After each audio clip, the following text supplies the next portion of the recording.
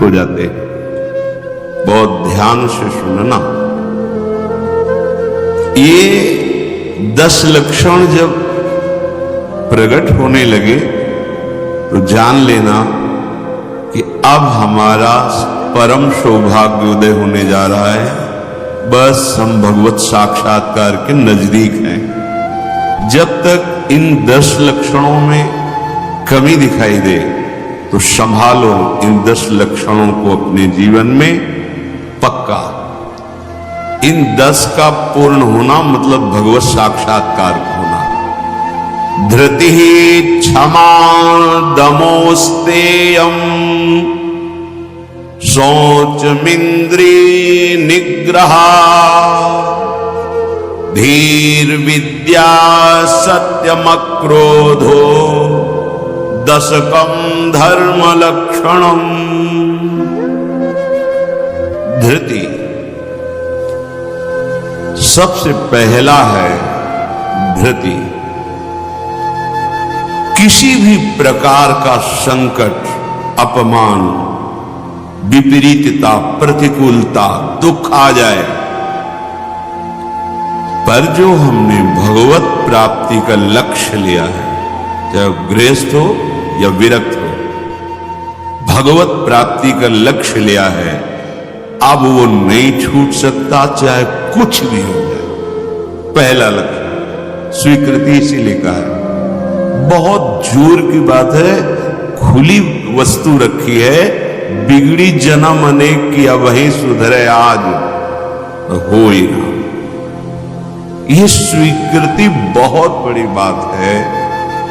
अपने लोग देहाभिमानी हैं तो क्रियाओं पर संतोष करते हैं, क्रियाओं पर विश्वास कर लेते हैं कि मैं एक कर रहा हूं, इसके फलस्वरूप ऐसा मिलेगा। लेकिन उस सब करने का फल होता है होना, और वो सत्संग से प्राप्त हो जाता है एक क्षण में। इसीलिए स्वर्ग सुख, मोक्ष सुख, मर्तलोक के सुख की बात क्या, सत्संग के समान नहीं रखा गया।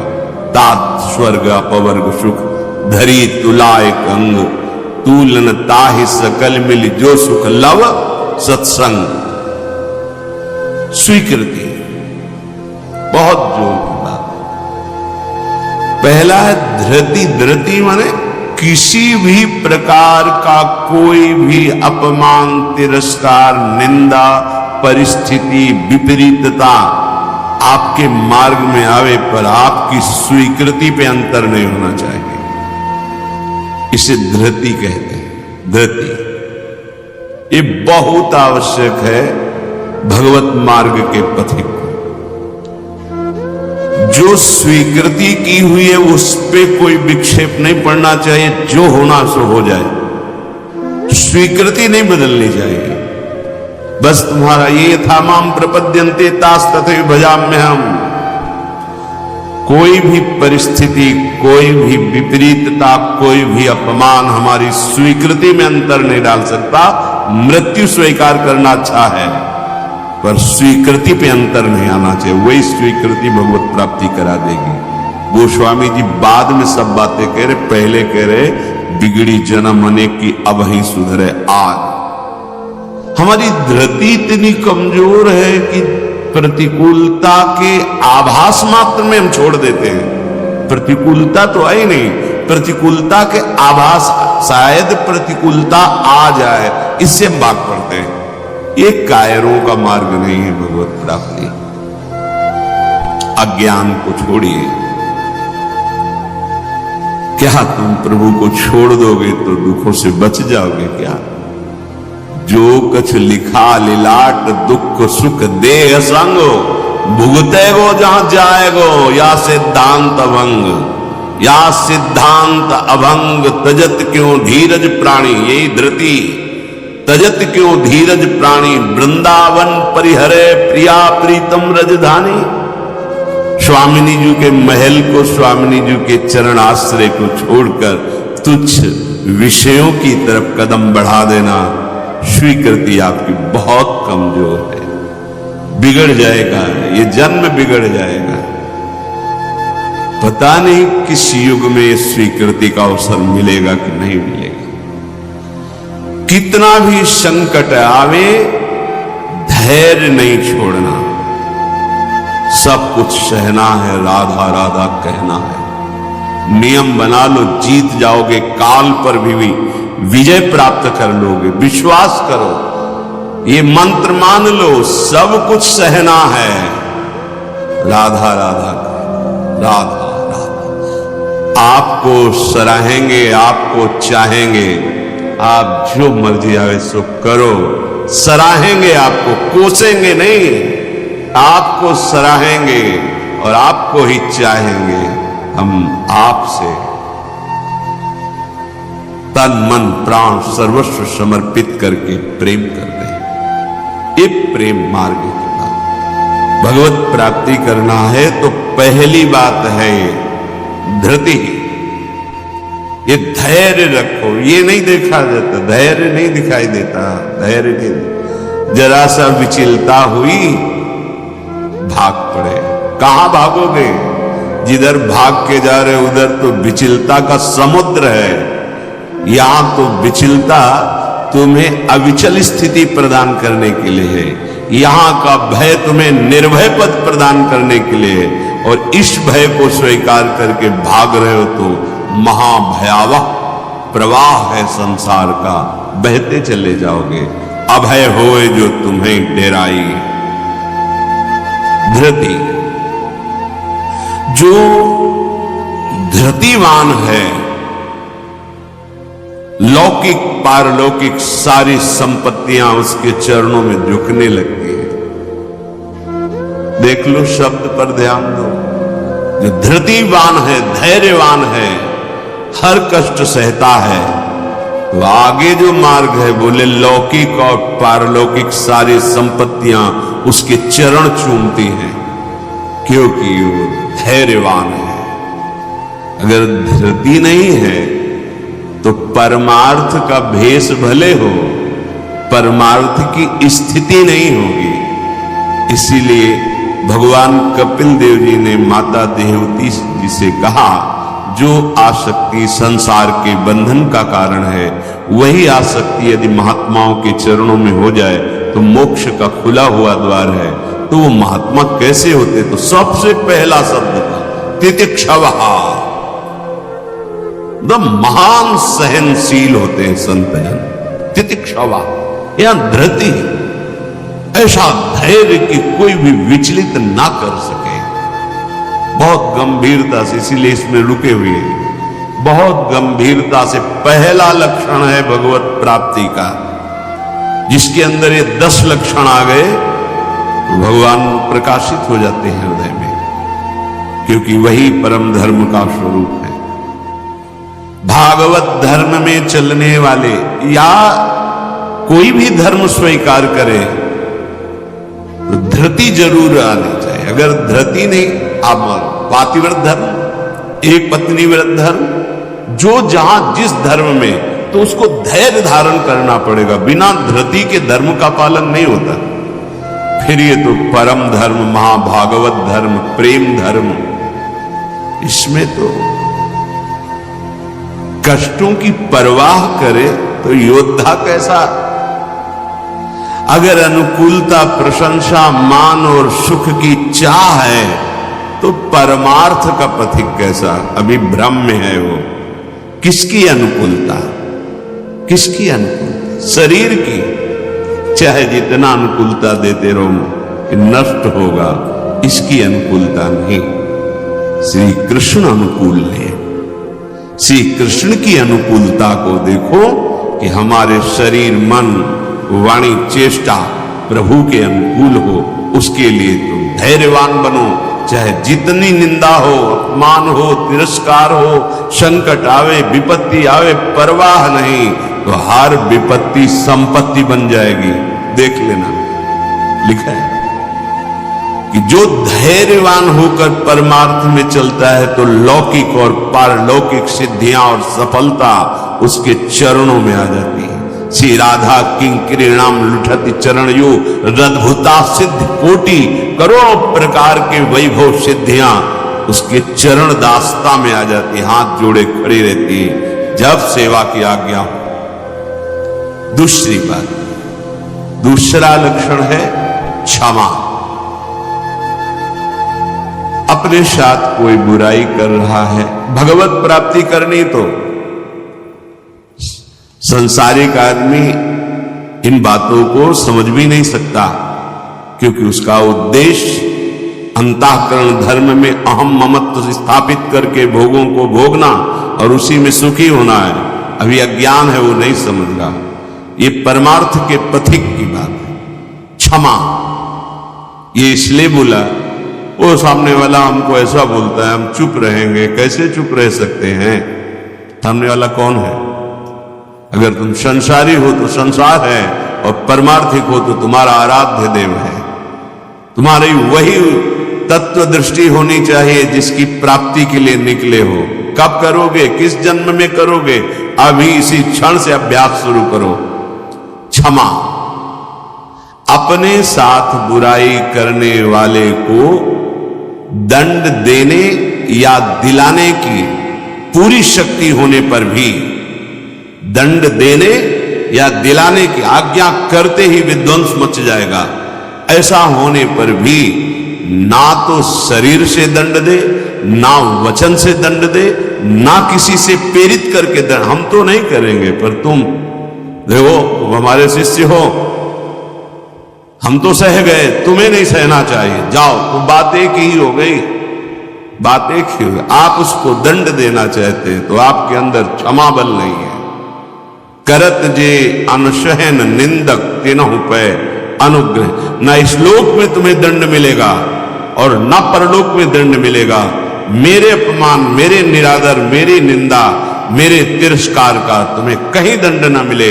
तुम्हारी बुद्धि शुद्ध हो, स्वस्थ रहो और भगवान प्रसन्न हो। ये है परमार्थ के पथिक का हृदय। विचार करो, जो अनशहन करके निंदा कर रहा है, अपमान कर रहा है, तिरस्कार कर रहा है, उसके लिए ठाकुर हरिदास जी के कोड़े पे कोड़े वो बरसा रहे निर्दयी, और कह रहे हरि बोल कहता है। तब ऐसी पीड़ा में भी मुस्कुरा के कहते हैं, भगवान बड़े कृपालु, तुम्हारा मंगल करेंगे, क्योंकि तुमने भी कहा हरि बोल। तो ये 2 अक्षर हरि नाम तुम्हारी जिह्वा पे आया, अब मुझे विश्वास हो गया कि भगवान तुम्हारा मंगल कर दे। ये है महाभागवत की स्थिति। कितना भी अपमान, कितना भी क्लेश या निंदा करे, उसके लिए ना मन से अमंगल भाव हो, ना वचन से हो।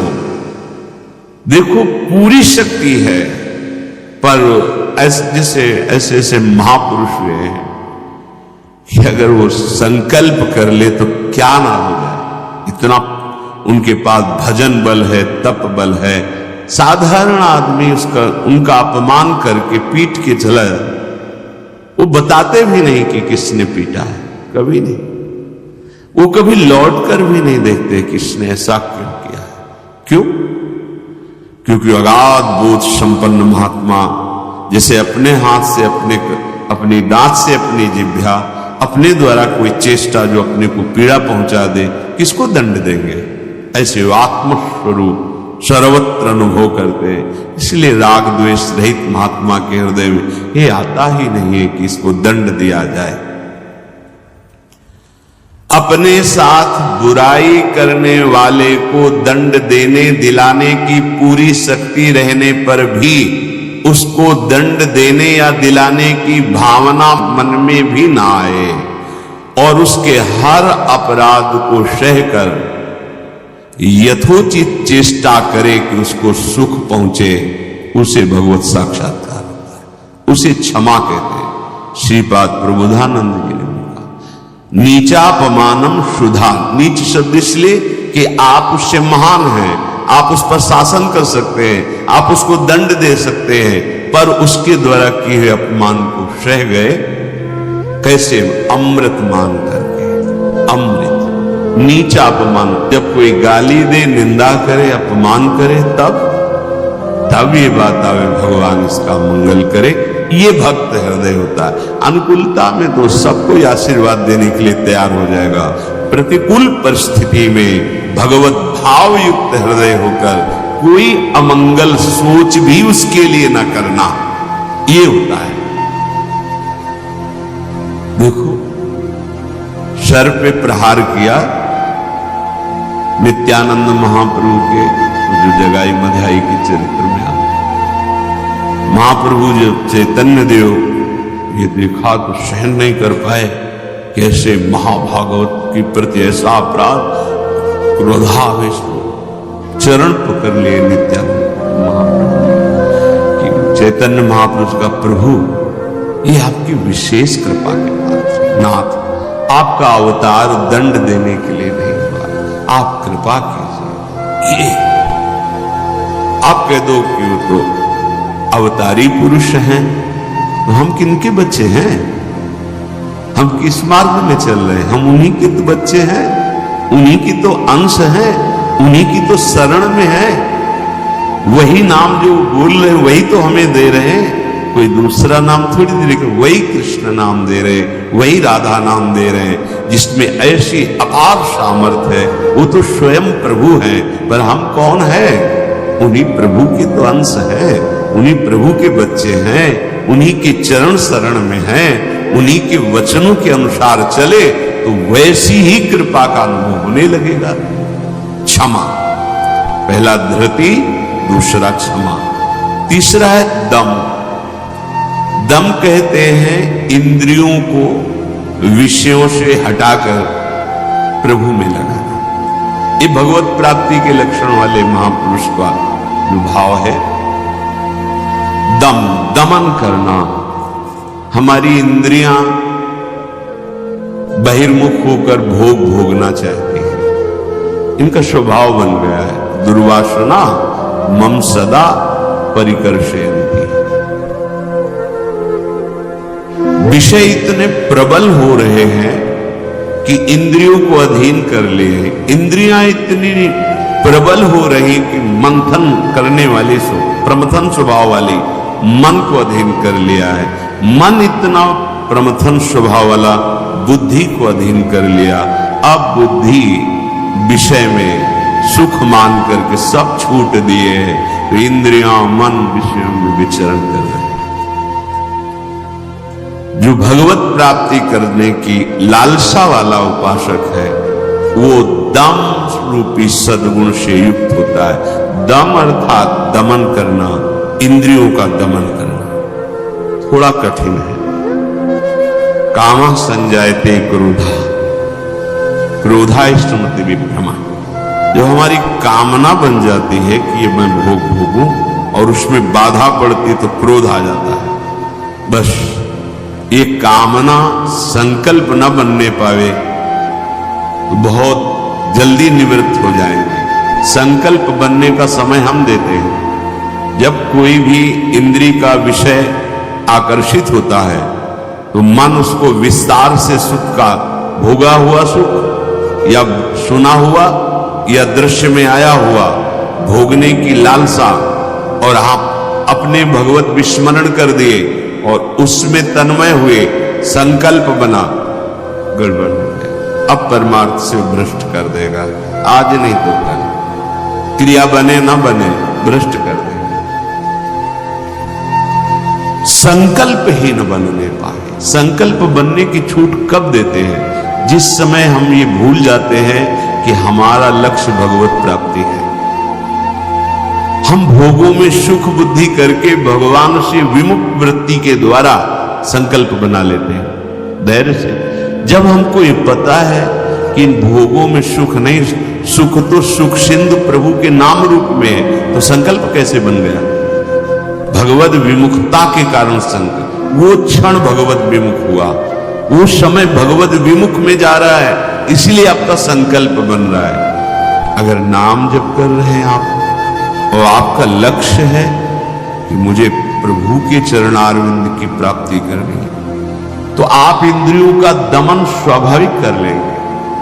बहुत सरलता सहजता से इंद्रियों का दमन हो जाता है। हमारी स्वीकृति ठीक नहीं है, इसलिए जैसे एकांतिक में चर्चा हुई थी, आप वैष्णव हैं, आप भगवत दासत्व के चिन्हों से युक्त है। आप भगवत प्राप्ति का मार्ग स्वीकार किए, चाहे गृहस्थ हो चाहे विरक्त। अब आपके सामने मांस परोसा जाए, आप खाएंगे? बिल्कुल ना अंदर से न बाहर से चेष्टा ही नहीं होगी। क्यों? क्योंकि आपकी स्वीकृति नहीं है। ठीक है, मदिरा ना अंदर से न बाहर से स्फुरण ही नहीं होगा उसको पाने का। क्यों? आपके अंदर स्वीकृति ही नहीं। लेकिन बेविचार, मैथुन, गंदी बात, क्या आपकी ऐसी स्वीकृति है जैसे मदिरा और मांस के प्रति है तो उसी पंक्ति में, पर आपने इसके लिए स्वीकृति छोड़ दी, आपने इसकी गुंजाइश रख ली। अब आप गिर जाएंगे, आपकी इंद्रिय आपको गिरा देंगी। दूसरे की जरूरत नहीं, आपका मन ही आपको परेशान कर देगा, भ्रष्ट कर देगा। क्या आपकी ऐसी स्वीकृति है? और है तो आप बोलो, आपके सामने मांस परोसा जाए, मदिरा रखी जाए, तो क्या अंदर से स्फुरण होगा? स्फुरण ही नहीं होगा। आप देख लो ना, स्फुरण ही नहीं होगा और आपकी भौं चढ़ जाएगी। आपको पता नहीं आपकी क्या, या तो उठ के चल देंगे, बिल्कुल संभाषण भी नहीं करेंगे। ऐसा ही जो शास्त्र विरुद्धाचरण है, सबके प्रति क्यों नहीं हो रहा? जो हमारे शास्त्रों में भगवत प्राप्ति के विरुद्ध आचरण बताए गए, आप उनको एक लाइन में ही बताया गया है। आप उन शब्दों में दो को तो मान लिए त्याज्य, स्वीकृति ही नहीं उनके प्रति कि हम वैष्णव, हम भगवत दास है। तो फिर व्यभिचार, मैथुन, ये गंदी चेष्टाएं, इसको उस पंक्ति में क्यों आप स्वीकृति में रख लिए? आपने स्वीकृति की है, और यदि आपकी स्वीकृति वैसे है तो आप बोलो, कैसे हो सकता है? वो दो बातें जो बोली, कैसे आप स्वीकार नहीं कर सकते? प्रार्थना करने पर, एकांत में मिलने पर भी आप उन वस्तुओं का सेवन नहीं करेंगे, क्योंकि आपकी स्वीकृति नहीं।